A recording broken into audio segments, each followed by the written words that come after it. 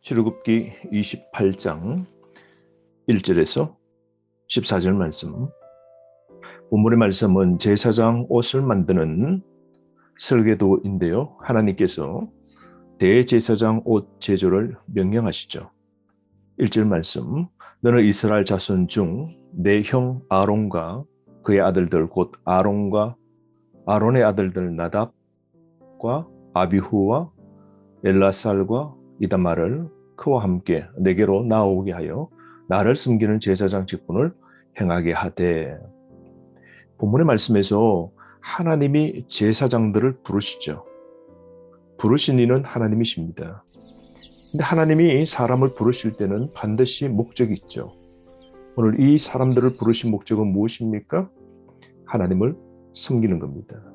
여러분, 직분은 하나님을 섬기라고 주신 거죠.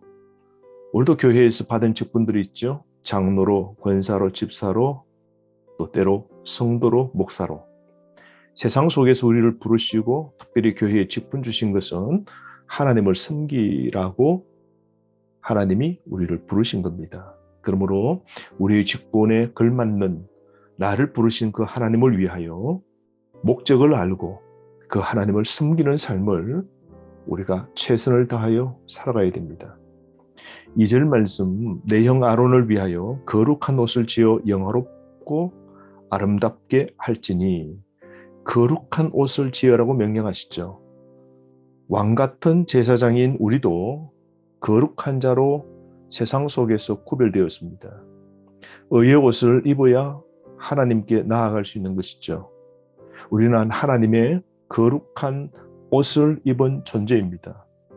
그러므로 세상 속에서 우리는 구별된 존재이죠. 하나님의 거룩한 옷을 입은 자로 우리는 삶을 살아야 됩니다. 여러분, 예수를 옷 입어 거룩하게 될 우리의 모습을 예표하고 있죠. 그러므로 하나님의 의복에 걸맞는 삶을 우리가 살아가는지 돌아보아야 됩니다. 오늘 하루 어떻게 살까요?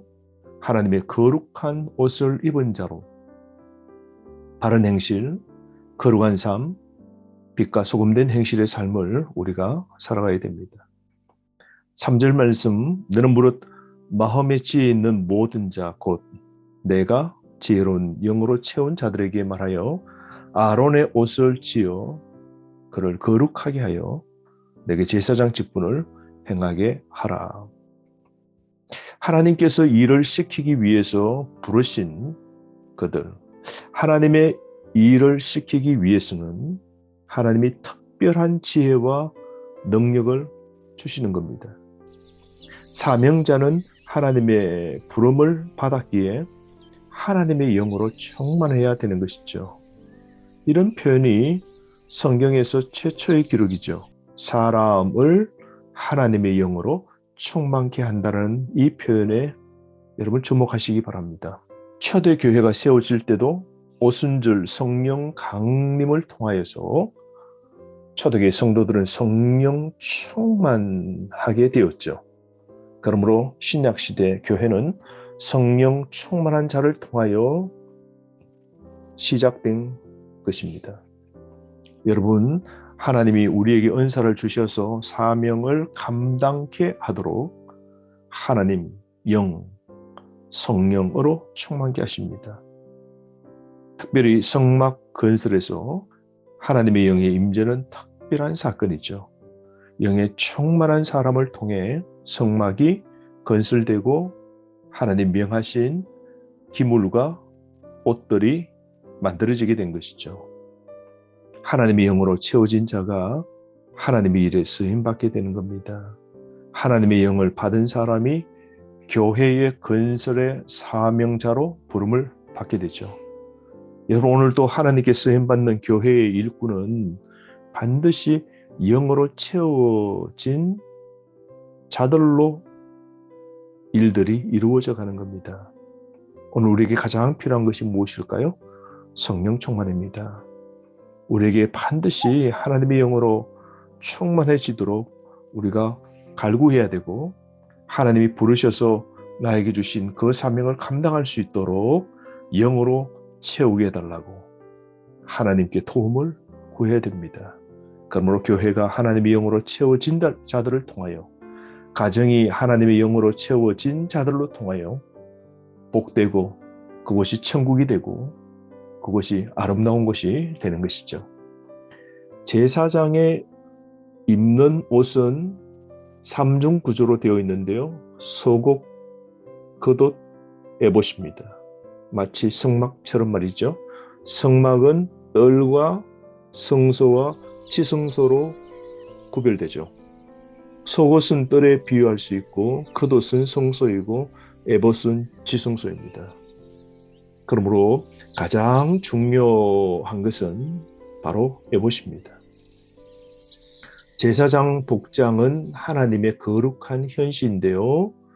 옷의 종류와 장식품들 그리고 실들을 쭉 설명합니다.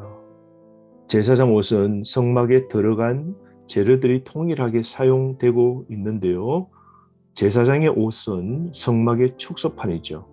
그러므로 거룩한 옷을 만들 때 금실, 청색, 자색, 홍색, 실, 또한 가늘게 꼰 배실들이 사용됩니다. 이 옷은 하나님이 어떤 분이신지를 생각나게 하는 것이죠. 특별히 6절부터 8절까지는 에봇 제작에 대한 건데요. 고가의 값비싼 실이 오직 에봇을 제작하는 데 사용되었음을 볼 수 있습니다. 그러므로 에봇이 대제사장 의복의 치승소인 겁니다. 가장 뛰어난 수 놓는 기술이 필요하게 되는데요. 하나님은 구별된 대제사장이 구별된 모습으로 설 수 있도록 이렇게 귀한 에봇을 그에게 입히시고 다른 사람과 다름을 하나님이 보여주시는 것이죠. 뿐만 아니라 9절부터 14절 말씀은 두 개의 호마노 보석 장식과 그 용도에 대한 말씀인데요. 9절에 호마노 두 개를 가져다가 그 위에 이스라엘 아들들의 이름을 새기라 말씀하시죠. 10절 말씀, 그들의 나이대로 6 이름을 한 보석에 나머지 6 이름은 다른 보석에 새기라고 말씀합니다. 여러분, 하나님은 이스라엘 백성들의 이름을 기억하십니다. 그리고 새기시죠. 그리고 검태를 물립니다. 새겨진 이름을 영원토록 기억하기 위함이시죠. 다른 말로 새겨진 이름, 우리의 구원은 하나님이 끝까지 보장하심을 보여주시는 것이죠. 그리스도인은 하나님의 보석 위에 새겨진 보배 같은 존재입니다. 여러분, 저와 여러분은 하나님의 보배입니다. 우리는 하나님의 특별한 보호를 받는 보배와 같은 존재이죠. 여러분 반드시 기억하십시오. 하나님은 저와 여러분 우리의 이름을 기억하십니다. 그리고 하나님 당신의 소유로 우리를 여기고 계시는 것이죠. 백성의 대표가 되어 하나님께 나아간 대제사장, 얼마나 아름답습니까? 여러분, 우리는 하나님의 아들입니다. 우리는 보석 같은 존재입니다. 하나님이 그렇게 우리를 여겨주시고 이름을 새기시고 우리를 두고두고 기억하시길 원하시는 것 보십시오. 그러므로 우리는 보석 같은 존재이므로 말과 행동 모두 조심해야 되죠. 그리스도인은 그리스도의 의의 옷을 입은 왕 같은 제사장입니다. 세상에서 구별되었고 세상을 위해 구별된 자이죠. 그러므로 여러분 거룩해야 됩니다. 오늘도 우리가 어떤 성품의 옷을 입느냐에 따라 우리의 삶이 달라지는 것이죠. 여러분 그리스도의 옷을 입은 자로 내 마음대로 오늘 살지 말고 하나님의 영광을 위하여 사는 하루 되기를 원합니다. 주신 말씀 묵상하며 승리하시기를 바랍니다.